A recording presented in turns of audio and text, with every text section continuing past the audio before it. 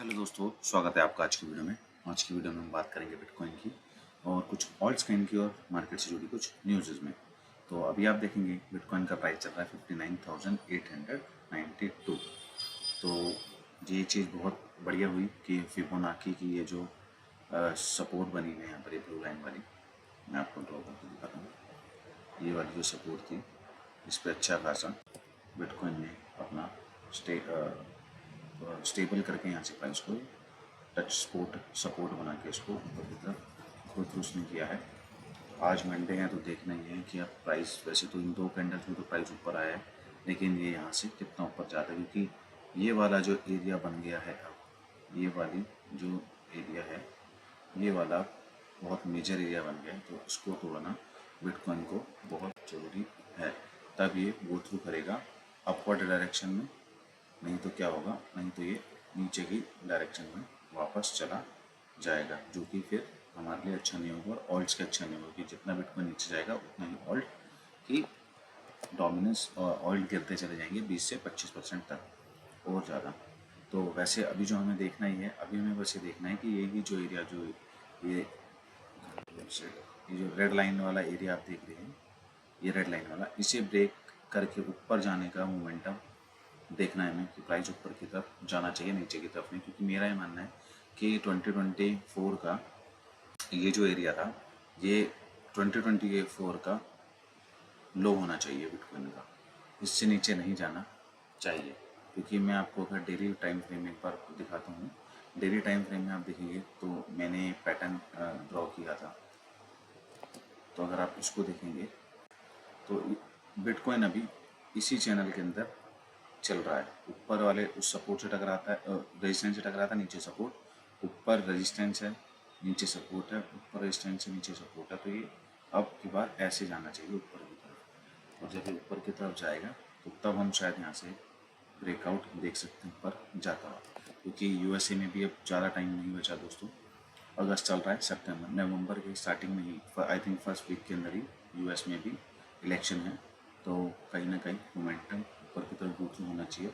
बस हमें बस देखनी एक चीज़ है, वो चीज़ मेजर ये है कि प्राइस यहाँ से, वैसे तो ये फिबोनाची वाला पॉइंट जो है ये नहीं तोड़ना चाहिए, लेकिन क्या है, इससे नीचे नहीं आना चाहिए। क्योंकि अगर ये बाई चांस प्राइस यहाँ से नीचे आया तो इसको तोड़ दिया उसने, तो हो सकता है वो फिर दोबारा से इस वाले सपोर्ट को चेक करने आए। तो ये वाला जो एरिया अब बन गया है सपोर्ट का, ये जो एरिया है ये फिर मेजर है, क्योंकि इसके बाद अगर नीचे गया तो फिर बहुत बुरा हाल हो जाएगा बिटकॉइन का भी, मार्केट का भी, और साथ साथ ऑल्ट कॉइन का भी।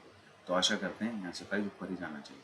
वैसे तो अगर आप डेली वाइज में देखेंगे तो डेली टाइम फ्रेम के अंदर एक अच्छी बड़ी कैंडल बन रही है। बस डिपेंड ये करता है कैंडल ऐसी बने ऊपर की तरफ और गो थ्रू करे अपवर्ड डायरेक्शन में। तो अभी भी वैसे देखा जाए पूरा 1 ईयर है, लेकिन देखते हैं अक्टूबर नवंबर दिसंबर का जो टाइमिंग है ये बिटकॉइन की मार्केट के लिए अच्छा रहता है।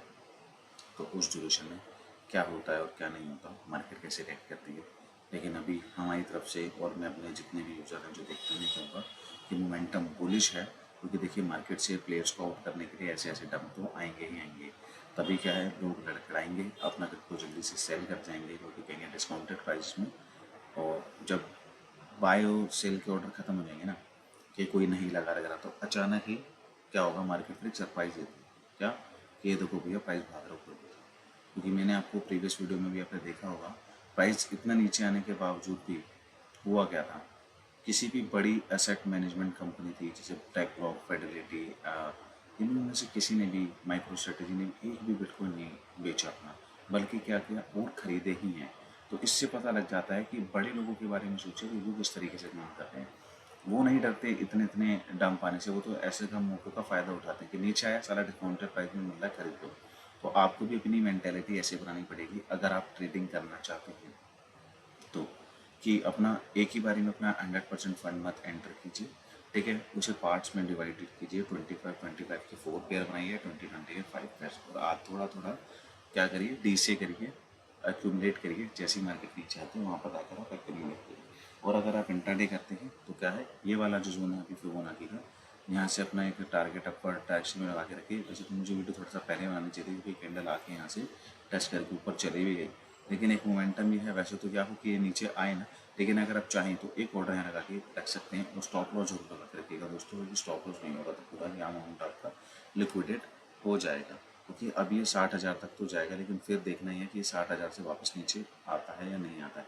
क्योंकि जो रेड लाइन देख रहे हैं ना, ये वाला एरिया, ये एक क्रूशल एरिया बन गया, इसे तोड़ना बहुत जरूरी होगा। तो चलिए अब चलते हैं आगे न्यूज़ की तरफ। न्यूज़ ये है कि आपने सुना ही होगा हिंडनबर्ग की रिपोर्ट के बारे में, कि हिंडनबर्ग की रिपोर्ट आई है, रिसर्च आई है, जिन्होंने कि क्या बहुत बड़ा एक एलिगेशन लगाया है। किस चीज़ के ऊपर, अगर आप न्यूज़ देखते हैं तो आपको पता ही होगा, नहीं तो हम अपनी वीडियो में थोड़ा सा कवर कर लेते हैं। कि हिंडनबर्ग की रिपोर्ट का ये कहना है कि जो अडानी ने मैनिपुलेशन के चार्जेस लगे थे अडानी पे, आपको पहले पता होगा जब मार्केट में क्रैश भी आया था स्टॉक मार्केट के अंदर, क्योंकि उन्होंने इन्वेस्टमेंट करी थी। तो उसके अंदर हुआ क्या था कि हिंडनबर्ग का कहना ये है कि इस चीज़ के अंदर ना ऑलरेडी जो चेयरपर्सन है हिंडनबर्ग की, है ना, वो भी इन्वॉल्व है, उनका भी पैसा लगा हुआ, उनकी फैमिली का पैसा लगा हुआ है। और ये बहुत बड़ी बात है, ऐसा नहीं है हिंडनबर्ग कोई छोटी मोटी फर्म है या रिसर्च वो है, कंपनी है। ये एक बहुत बड़ा नाम है, एनालिस्ट है इनके पास, जो एनालिसिस करते हैं मार्केट को, न्यूज़ कलेक्ट करते हैं, कौन सी कंट्री में कहाँ क्या हो रहा है क्या नहीं हो रहा है, सारी एक्टिविटीज़ पे ध्यान भी रखते हैं। लेकिन अब कहने की बात यह है कि पहला इन्होंने जब ऐसा कहा था तो मार्केट ने रिएक्शन दिया था। अब की बार क्या हुआ, जब मैंने सुबह देखा था तो मार्केट जब खुली थी तो एक बुलिश मोमेंटम में थी। तो यानी या तो यहाँ के लोगों ने इस न्यूज़ पर इतना, इस न्यूज़ को इतना तवज्जो दिया ही नहीं। हाँ, तो उसमें क्या है कि वैसे देखा जाए इसका भी एक ना खुलासा होना चाहिए प्रॉपर तरीके से, क्योंकि जो उनकी चेयर पर्सन है ये माधवी, इनका नाम आ रहा है कि ये भी इन्वेस्टेड थी, ठीक है ना। और सबसे बड़ी बात क्या है, जब किसी भी बंदे पर जो कि इन्वेस्टर होता है स्टॉक मार्केट में, उसके ऊपर एलिगेशन लगाए जाते हैं कोई भी, तो उसको चेकआउट करने का काम किसका होता है? सिक्योरिटीज एक्सचेंजेस का तो नहीं होता। और वजह किसका काम होता है? वो होता है सेबी का, है ना। क्योंकि सेबी ही इन चीज़ों के लिए बनाई गई है, जो कि निष्पक्षता से जांच करे। सिक्योरिटीज और एक्सचेंज बोर्ड है ये, ठीक है ना। तो इनका ही काम है कि वो अच्छे तरीके से इन चीज़ों को चेक करें। जो मार्केट में मैनिपुलेशन चार्जेस हैं अडानी ग्रुप के खिलाफ में, उस पर अच्छे से प्रतिक्रिया दे कि ऐसा हुआ था नहीं हुआ था। लेकिन हिंडनबर्ग की रिसर्च के अकॉर्डिंग ये पता लग रहा है कि खुद जब सेबी ही के चेयरपर्सन ही उनकी फैमिलीज में इन्वॉल्व होगी, तो क्या सेबी निष्पक्षता से जांच कर पाएगी या नहीं कर पाएगी? तो ये बहुत गंभीरता वाली बात है, क्योंकि ऐसा नहीं है कि इंडियन मार्केट में खाली इंडियन लोगों का ही पैसा लगा होता है। इंडिया मार्केट में बाहर की कंपनियों का भी बहुत पैसा लगता है। इंटरनेशनल की कंपनियां जो है, उन्हें दिखता है कि इंडियन स्टॉक मार्केट अच्छा कर रही है तो वो इन्वेस्ट करती है इंडियन प्रोजेक्ट के अंदर। क्योंकि रिलायंस, अंबानी, टाटा, ये कोई चुटुक मुट्टुक से नाम नहीं है, बहुत बड़े नाम हैं। इनके कारोबार बाहर भी हैं। तो बाहर के लोग भी, बाहर की कंपनियां भी क्या है, वो देखती है कि नहीं, ये इंडिया के जाइंट्स हैं, ठीक है ना, ये वहाँ की वेल्स हैं, और तो इनके प्रोजेक्ट है कुछ भी, तो उसमें इन्वेस्ट करना अच्छा है। क्योंकि इंडियन मार्केट को माना जाता है कि इसके अंदर किसी भी तरह की मैनिपुलेशन नहीं है, ठीक है। तो होना क्या चाहिए कि ये चीज़ प्रूफ भी होनी चाहिए। क्योंकि देखिए सेबी अगर उसकी जांच करेगा, तो सेबी को से आप सेबी पे एलिगेशन आ गया, तो सेबी की जांच आप सेबी से ही थोड़ी करा सकते हैं। तो कहीं ना कहीं गवर्नमेंट को सोचना चाहिए इसके लिए, कहीं ना कहीं चाहे बेशक से एक टीम अलग से अपॉइंट करी जाए। और ताकि देखिए, हमें दुनिया के अंदर एक क्या मैसेज देना है कि नहीं, इंडियन के स्टॉक मार्केट में ऐसा मैनिपुलेशन नहीं होता, ये सब कुछ फेक है, हिंडनबर्ग की रिपोर्ट झूठी है। और हो सकता है रिपोर्ट भी झूठी हो, कोई बड़ी बात नहीं है, इंडियन की स्टॉक मार्केट को गिराने के लिए हो, है ना। तो हो सकता है कि रिपोर्ट भी झूठी हो, लेकिन कहते हैं ना कि आप खुद ना हर एक चीज़ के बारे में ना खाली ये नहीं कह सकते हाँ ये चीज़ सही है, कम से कम उसकी जांच करें बगैर। क्योंकि पहले से ही क्या हो रहा है कि अब इंडिया की मार्केट है ट्रिलियंस ऑफ डॉलर्स की जा सकती है, क्योंकि बिलियंस ऑफ डॉलर्स तो इसमें इन्वेस्टर क्या है, बाहर के ही हैं। बाहर के बैंक हैं, आपको पता है कितने बैंक हैं, जैसे सिटीवीटी हैं, ये सारे बाहर के बैंक हैं ना, इंडियन बैंक थोड़ी हैं ये। इनका भी पैसा इन्वॉल्व होता है चीज़ों के अंदर। तो वो भी नहीं चाहेंगे ऐसा हो, क्योंकि देखिए कहीं ना कहीं एक गलत इम्पैक्ट, एक गलत संदेश जाएगा ना, तो फिर बाहर से जो बिलियंस ऑफ डॉलर्स आता है मार्केट के अंदर, वो आना बंद हो जाएगा। और वो आना बंद हो जाएगा तो आपको पता है फिर कहीं ना कहीं एक मार्केट में जो उतार चढ़ाव होता है उस पर इम्पैक्ट तो जरूर आता है, मार्केट नीचे को जरूर जाता है। तो ये चीज़ नहीं होनी चाहिए।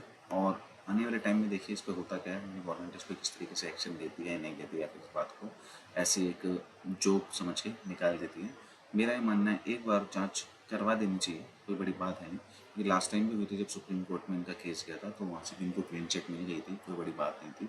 लेकिन अब जब एलिगेशन खुद ही सेबी पे लग गई है ना, करता धरता जो है जब उसी पे ही एलिगेशन लगती है, तो उसके भी एक बार जाँच होनी चाहिए। नहीं तो इससे होगा कहीं ना कहीं एक नेगेटिव मैसेज जाएगा अदर्स कंट्री में।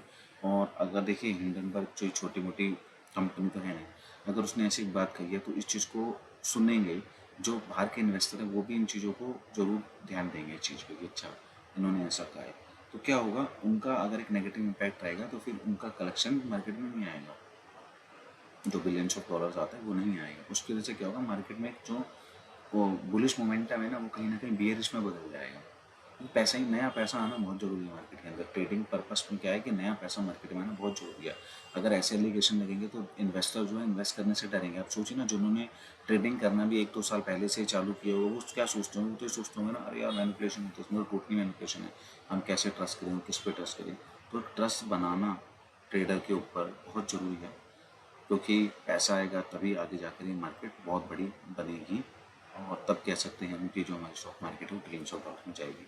तो ये हिंडनबर्ग की रिपोर्ट है दोस्तों, देखते हैं इसके ऊपर क्या आगे बात होती है नहीं होती, या फिर इस न्यूज़ को ऐसे ही खा के कोई डकार भी नहीं लेता। वैसे ये फ़ोटो भी आ गई, चलो ये वो चेयरपर्सन है। और बीच में ये भी बताया जा रहा है कि शायद इनकी बेटे की शादी अंडानी के बेटे के साथ मतलब तय हुई है, ऐसा कुछ एक थोड़े एक रिश्ते में बनने वाले हैं, पूरी एक फैमिली होने वाली है। तो ये भी एक बहुत बड़ी बात है। देखिए इस पर क्या होता है क्या नहीं होता, क्योंकि कहीं ना कहीं विपक्षी नेता जो है वो उस चीज़ के ऊपर जो बात तो उठाएंगे पार्लियामेंट के अंदर। तो चलिए चलते हैं, आपके लिए कुछ कॉइन्स बताते हैं। अगर आप इंटरेस्टेड हो इन्वेस्ट करने के लिए तो आप इन्वेस्ट कर सकते हैं। तो पहला मैं कॉइन आपको दूंगा इथेरियम। ठीक है, इथेरियम को आप क्या कर सकते हैं, आप ऐड कर सकते हैं अपने पोर्टफोलियो में। दूसरा बी एन बी भी बहुत अच्छा है, बहुत ऊपर तक जाएगा।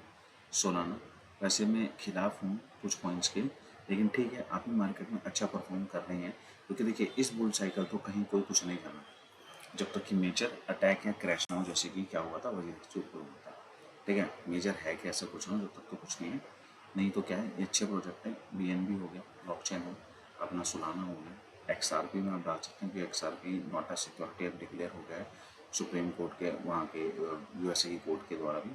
टॉन ब्लॉकचेन बहुत अच्छा काम कर रही है, इसमें आप इन्वेस्ट कर सकते हैं। और साथ ही कार्डानो एडा की भी एक चैंग हार्ड अपडेट है जो हो चुकी है, और उसके बाद आई थिंक इनका एक हाइड्रा का एक अपडेट होगा था जिसे मैं कवर करूँगा अपनी वीडियो में, आने वाली वीडियो में। तो उसके बाद क्या है, इनका जो ट्रांजेक्शन है वो बढ़ जाएगी। उसके बाद बहुत ऐसे कॉइन हैं जिसमें आप, मैं कहूँगा आप अभी के लिए शिबा इनू और ऐसे कॉइन्सों में मत जाना। अगर आपको जाना फंडामेंटल ब्लॉकचेन जो है, जैसे ट्रॉन है, एवेक्स है, अवलांच है, पोल्का डॉट का तो भी 50-50 चांस है मार्केट के अंदर थोड़ा नेगेटिव इम्पैक्ट बना हुआ, तो आप छोड़ सकते हैं। ये चेन लिंक हो गया, इसमें आप जा सकते हैं चेन लिंक के अंदर। लाइट कॉइन तो उसका आप देख सकते हैं, थोड़ा सा आप 5% तक का पोर्टफोलियो इसमें डाल सकते हैं, मैटिक में डाल सकते हैं, नियर प्रोटोकॉल में डाल सकते हैं।